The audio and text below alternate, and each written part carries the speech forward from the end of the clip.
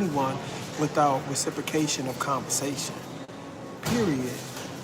And when I was young, I lost a good friend. He got married early. Um, his wife had cheated on him, um, and he pulled her in the room.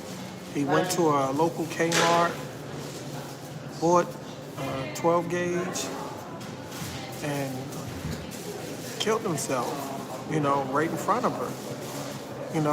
Is, the things and the stress and anxiety that people go through, y'all, you never know what someone is going through and the things that can break a person to make them snap like that, you know? And this is a person you thought was a happy person it just seemed like they had everything under control. I mean, even their family was paid, you know? And it just seemed like from that point, man, things just spiral, just spiral, in a negative way. But we gotta look at things, y'all, that just because somebody is happy doesn't mean they're happy. And just because someone is quiet doesn't mean they're sad. So it could be reversed.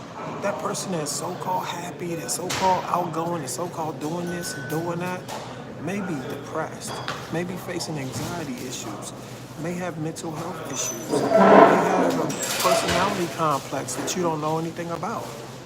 So y'all, the only way you're gonna know is to communicate with people. And that's detrimental to any type of health. Mental health, physical health, or anything like that. So you have to be instrumental in being a friend.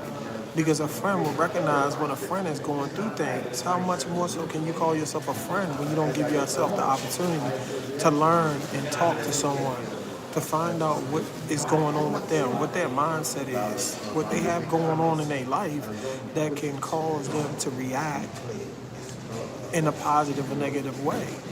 You know what I mean? And if you don't know that person, you would never be able to identify with that person because you never had communicated anything with that individual to know anything about that person. So it's easy for anybody to point a finger or to assume. And now we all know what the word assume is backwards. It's as of me and you. So basically, you can't assume you know something. You can't assume that you have the facts. Because at the end of the day, your facts could be dead wrong. And you could lose someone because of you not being proactive in communicating or talking to an individual. Or the brunt of the burden could be faced on you, or you could be feeling a certain way because of what your lack was in communicating to someone that could have even saved their life. I'm just being honest. I've seen it a lot. Like, it's crazy that the smallest conversation, like you hear a lot of people say that, I was just talking to him. I just talked to him the other day and this. How can he do that? Or how can this happen? Or I don't understand. You don't understand because you haven't communicated enough to really know what that person was going through mentally, emotionally, or anything like that. But yet you claim you knew this person. So how really did you know this person? You really didn't.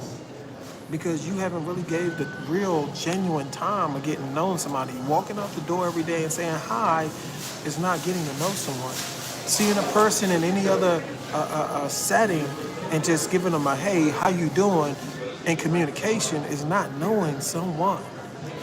First, to be a friend, you have to know what it means to be a friend. To become a friend, you have to know what it is to be a friend to yourself. So if you don't love yourself and can't be a friend to yourself, how can you be a friend to someone else? So that's the same thing with love. First, you have to love yourself in order to love someone more. So, and I'm saying this to take note for myself too, because I'm not perfect. I go through traumas, issues, changes, just like y'all do. Just like y'all do. So, all the vacations, all the trips, all the cruises, all the whatever, it doesn't mean that you're 100% everything is everything. It's just not. Because if that was the case, death and